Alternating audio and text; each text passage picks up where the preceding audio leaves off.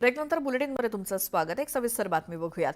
भाजप आमदार सुरेश धस यांनी वाल्मिक कराडच्या विरोधात त्यांचा पवित्र आणखीनच आक्रमक केलाय. कराडच्या संपत्तीची चौकशी करण्यासंदर्भात धस ईडीकडे तक्रार करणार आहेत. तसंच कृषी खात्यातील 200 कोटींच्या घोटाळ्याबाबत सुद्धा धस ईडीकडे पाठपुरावा करणार आहेत. आमदार सुरेश धसांमुळे वाल्मिक कराडच्या अडचणीत पुन्हा भर पडणार आहे. सरपंच संतोष देशमुख हत्याकांडाचा मास्टरमाइंड असलेल्या वाल्मिक कराडनं त्याच्या गँगच्या माध्यमातून मोठ्या प्रमाणात खंडणी उकळल्याचं आधीच स्पष्ट झालंय. बीड जिल्ह्यात वाळू माफिया, राख माफिया या माध्यमातून मोठ्या प्रमाणात गुन्हेगारांनी पैसा मिळवला.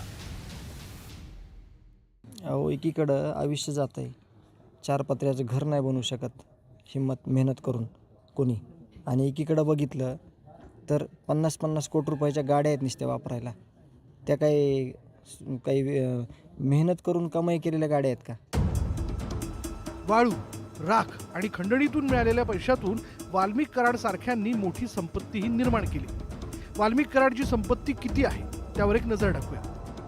पिंपरी चिंचवडच्या काळेवाडीत पत्नी मंजली आणि वाल्मिकच्या नावे 4 BHKचा फ्लॅट आहे. या फ्लॅटची किंमत अंदाजे 3.25 कोटी रुपये इतकी आहे. तर वाकडमध्ये 2 BHK फ्लॅट असून त्याची अंदाजे किंमत 1 कोटी इतकी आहे.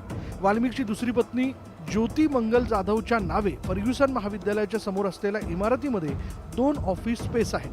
अंदाजे 12 कोटी रुपये इतकी याची किंमत आहे. दुसरी पत्नी ज्योती मंगल जाधवच्या नावाने पुण्यातील हडपसरमधील एन मोरा टाउनशिपमध्ये 2 फ्लॅट आहेत, ज्याची अंदाजे किंमत 3 कोटी रुपये इतकी आहे. बार्शी तालुक्यातल्या शेंद्री गावात ज्योती जाधवच्या नावावर 50 एकर जमीन आहे. याशिवाय बीड जिल्ह्यातल्या सिमरी पारगावमध्ये सुदाम नरोडे यांच्या नावावर 50 एकर जमीन आहे.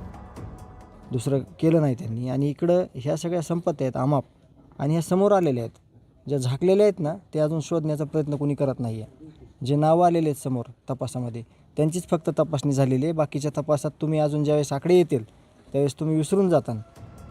आमदार सुरेश धसांनी ईडीकडे वाल्मिक कराडची तक्रार केल्यानंतर चौकशीत नेमकं काय समोर येतं याकडे आता राज्याचं लक्ष लागलंय.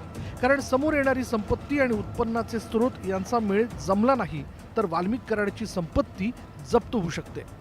Bureau report, news 18 Lokmat.